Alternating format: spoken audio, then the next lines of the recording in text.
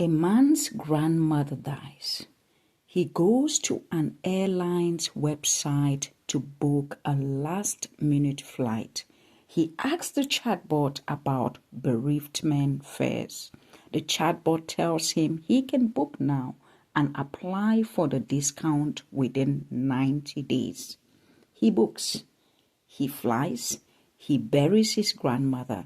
He then applies for the refund. The airline says, no, the chatbot was wrong.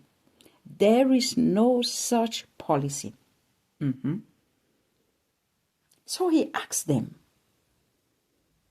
who is liable? No one answers. He takes them to a tribunal. And the airline, a global carrier with a legal department, makes an argument I want you to sit with for a moment. They argue that the chatbot is, in effect, a separate legal entity, responsible for its own actions. The tribunal called that submission remarkable. Then it ruled against them. Air Canada was found liable for negligent misrepresentation. The chatbot, the tribunal said, is still just part of Air Canada's website. That was in 2024. A chatbot, 812 Canadian dollars in damages. Now it is 2026 and the machine on your website doesn't just talk. It acts. It calls external tools. It executes multi-step tasks. It learns from its results and it iterates. It moves money. It approves claims. It reroutes supply chains. And in many organizations, it does all of that without a clear record of what it did, when it did it, or why it did it. So let me ask the question your board is going to ask you. Probably in a room with a lawyer seated inside. And the question is, who is liable? I am Dr. Vivian Atud. I'm an economist, a strategist, and AI governance thinker. This is the clarity mandate, where we separate the noise from the signal and the signal from the mandate. And today, the accountability gap that 2026 opened and the 5 linked chain that it closes is what we are going to talk about. Let's get into it. But before we get into it, I just want you, if you're listening out there, like I always say, many people can hold microphones, very few hold a mic. And if you want to book me to host any of your corporate functions, host your conferences, facilitate or moderate rooms for you, I'm a keynote speaker. I am a conference event host. I know many people can hold mics, very few can hold rooms, and that is what I bring, light and life to any gathering. You can DM us for details if you want to book me as a speaker or book me as a host to any of your events coming up, and we will take it to the next level. So let's get into it. Let me establish the facts before I give you a single opinion. That is how we operate on this show. Fact number 1, over 6 months, researchers at Yale's Chief Executive Leadership Institute, led by Professor Jeffrey Sonnenfeld, analyzed hundreds of company materials and industry analysis and interviewed dozens of senior technology leaders across sectors from financial services to healthcare to supply chain and logistics to public sector. And their conclusion, published in Fortune in early May of this year, while the industry called 2025 the year of agentic AI, 2026 marks the shift from capability to execution. Let me repeat that. 2026 marks the shift from capability, agentic capability, to agentic execution. So understand the distinction, because everything today rests on this distinction. A large language model waits. You prompt, it answers. A human reads it, a human decides. There is a person standing in between the model and the world. An agent does not wait. It interacts with internal tools, executes multiple steps to complete a task, learns from its results, and iterates. The human is no longer standing between the machine and the world. The human is standing behind the machine, often finding out afterwards what the machine actually did. Fact number 2. Yale researchers found agentic systems already embedded across enterprise operations at scale, frequently deployed by individual business units. You got that right. Governed by frameworks that were designed for simpler era. And they were direct about the consequences. Without governance addressing accountability, transparency, bias, and data privacy, enterprise deployment would stall on its most significant risk. Fact number 3, and this is the operational core in my view, reporting on agentic governance under the EU Act or the EU AI Act put the problem. In one sentence, I want every executive that is listening to memorize. Agents can act without a clear record of what, when, and why. If an organization cannot trace an agent's action and does not control its authority, leaders cannot prove to a regulator that the system is operating safely, or talk less of lawfully. Talk less of whether that system is actually operating lawfully. So for me, this is really the core of the matter that anyone that is listening to needs to actually pay attention to. And Yale opened its own analysis with a case that has become the field's parable. In April of 2025, an AI agent named Sam, working customer support for a developer tools company called Cursor, told users their licenses only worked on one device. Guess what happened? Subscriptions were cancelled, complaints flooded public forums. The company scrambled to explain that no such policy existed. Sam had invented it. Yale researchers call it a Frankensteinian paradox. The creation began speaking for its creator. Hold that next to the example we talked about earlier on the show, the Air Canada example. Different companies, different countries, different technology, identical structure. In both cases, a system the organization deployed made a representation the organization never authorized. And in both cases, the organization discovered that the machine's autonomy did not transfer the organization's responsibility. And here is my interpretation, clearly marked as opinion. I believe we are watching executives make a categorical error with enormous downstream cost. They are treating autonomy as though it were agency in the legal and moral sense. And guess what? It is not. Autonomy is a technical property. The system can act without a human in the loop. Agency in the sense that matters to a court, a regulator, a conscience, requires a party that can be held to account, that can be sanctioned, that can pay, that can be sued, that can repent. A model cannot be any of those things. It has no asset, it has no standing, it has no soul.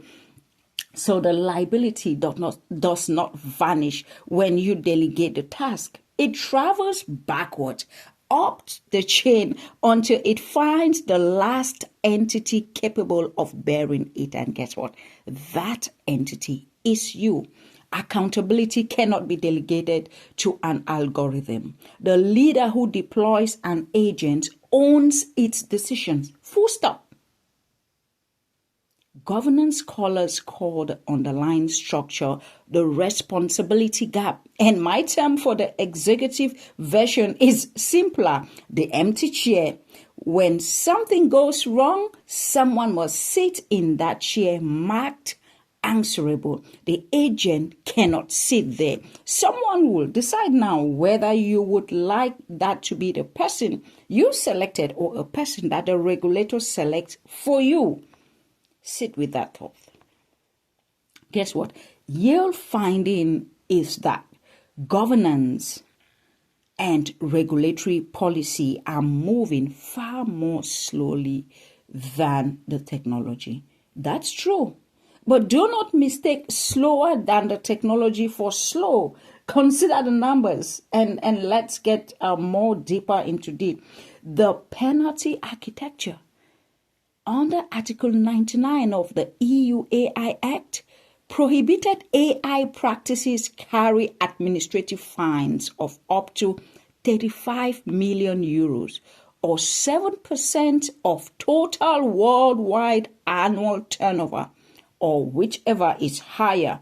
Breaches of operator obligations, risk management, documentation, login, transparency carry up to 15 million euros or 3% of worldwide turnover. Supplying incorrect or misleading information to authorities up to 7.5 million euro or 1%, or whichever one is higher. Sit with the penalty architecture for a moment. So think about this actually exceeds the GDPR. For context, let's talk about the GDPR ceiling, which is 20 million euro or 4%. The AI Act's top tier is nearly double that, sitting at 35 million. And note the language: turnover, not talking about profit, gross revenue across all activities and calculated globally. The date, on August 2nd. Mark this in your calendar. August 2nd, 2026. Weeks from this recording, the Act becomes generally applicable if nothing changes, and the fine provisions in Article 99 come into force. Enforcement powers transfer to national market surveillance authorities. The guidance phase ends. And let's talk about one necessary nuance. Under the Digital Omnibus Provisional Agreement of May 7, 2026, the main compliance deadline for Annex 3 high-risk systems is deferred to 2nd December 2027, pending formal adoption. I flag that honestly, because the transparency obligations and the general purpose AI enforcement powers holds on August date. And think about the extraterritorial reach of Article 2. It does not require you to have a European entity. Only what? A European exposure. So you can be sitting in California, sitting in Africa, sitting in the Middle East, Asia, wherever in the world, as long as your business touches Europe, as long as your operations touches Europe, you are bound to comply with these new regulations. So what will regulators actually ask for? The answer is not glamorous. And it is this entire episode: agent identity. Agent identity, comprehensive locks, policy checks, human oversight, rapid revocation, vendor documentation, evidence assembled for presentation. And Article 9 requires that risk management for high-risk systems be an ongoing evidence-based process built into every stage of deployment and under constant review. And guess what? Article 13 requires that a deployed system be interpretable by the people using it, not an opaque code blob, and supplied with documentation sufficient for safe and lawful use. And A warning most enterprises have not absorbed. Multi-agent processes are particularly difficult to track because failures occur across chains of agents. The single agent you can explain is not the risk. Think about the handoff between three of them when you have multi-agent. So this is my read. The deferral of the high-risk deadline is not a reprieve. It is a test of character. Organizations that use the extra 16 months to build controls deliberately will own an asset. Organizations that use it to delay will construct those same controls, guess what, later under, whether you're talking about subpoenas, under time pressure, under headlines. The cost of the identical work rises by an order of, in my view, magnitude, depending only on when you choose to do it. So it is in the hands of businesses to choose. So let me give you the architecture, because on this show we never leave you with an alarm. We leave you with structure. And let's talk about 5 links. If any link is missing, the chain does not hold and the liability lands on you ultimately. So link number 1, name it. Every agent in the enterprise has a unique identity and appears on the registry. Its capabilities, its granted permissions, its owners. Most organizations failed at this first step. You cannot govern an inventory you have never taken. You cannot produce a list of your agents in 10 minutes. You do not have a governance program. You have hope. You have hope. If you cannot produce a list of your agents, you can't name them, you don't have governance, what you have is hope. So you need to name it. Link number 2, bound it. Authority is granted, scoped, and expiring. Never inherited and never assumed. Ask of every agent. What is the maximum harm it can cause with the permissions it currently holds? That number, not the vendor's demo, is your true exposure. And link number 3, log it.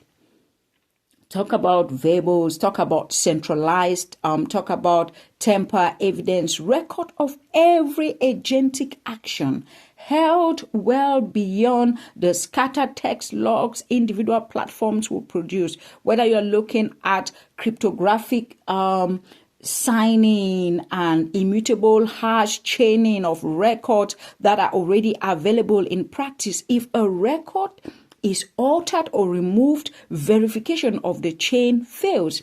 So governing authorities may demand logs, they may demand technical documentation at any time. And certainly, if you don't have to produce, if you can't produce them, you are liable. Link number 4, kill it. Revocation of an agent operating role within seconds, immediately removal. You remove the privileges, you terminate the APIs, access, flushing of the queued task that belongs in your emergency response plan, and it should be drilled, not just documented. You have to train it, you have to drill it, and off switch. Nobody has ever pulled it's a rumor. It's not really a control in my estimation. And link number 5, explain it. Human oversight is only real when the human is given enough context to reject a proposed action. A prompt and a confidence call are not oversight. Effective oversight requires what? Context, knowledge of the agent's authority, and enough time to intervene. Everything less is a signature line, and a signature line is where what? The liability collects. The test, and you can run it in your next leadership meeting. It's a single question adapted from governance literature. I mean, you can find this out for yourself. Can every agent we operate be identified, constrained by policy, audited, interrupted, and explained? If the answer is anything other than a documented yes, governance is not yet in place. it is aspirational wearing the vocabulary of control. And for my spiritual listeners who follow this show for the stewardship dimension, and I mark this section clearly every time because faith is a lens here. So consider the parable of the talent. The servants are given assets and authority. The master depart. Autonomy is real. And yet, the reckoning when it comes, it's not with the money. It's with the servant. Scripture is remarkably consistent on this. Delegation multiplies capacity. It never transfers accountability. The steward who says the instrument acted on its own has not offered a defense. He has offered what? Confession. If you hold a worldview, agentic AI is not a novel moral problem. It is the oldest one running at machine speed. So let's learn this. A machine cannot be sued. A machine cannot be sanctioned. A machine cannot stand before a regulator, a customer, or a mirror. Everything a machine does in your name, you have done. So 3 takeaways to carry into your week. 2026 is the execution year for agents. Agents are already inside your operations, often deployed by business units, governed by frameworks that were built for a slower era. The regulatory clock is not theoretical. Article 99 of the EU AI Act talk about penalties that reach up to 7% of worldwide turnover, and the enforcement phase begins this August. So, number 3 point you want to go with this week is run the accountability chain. Name it, bound it, lock it, kill it, explain it. If any link is missing, you are the link.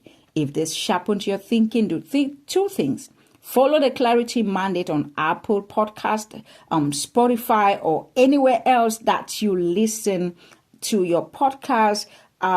This is how it helps us to reach more leaders and create more impact in the community. The mandate is clear now. It's yours to execute. I am Dr. Vivian Atud, and thank you for being on the Clarity Mandate today.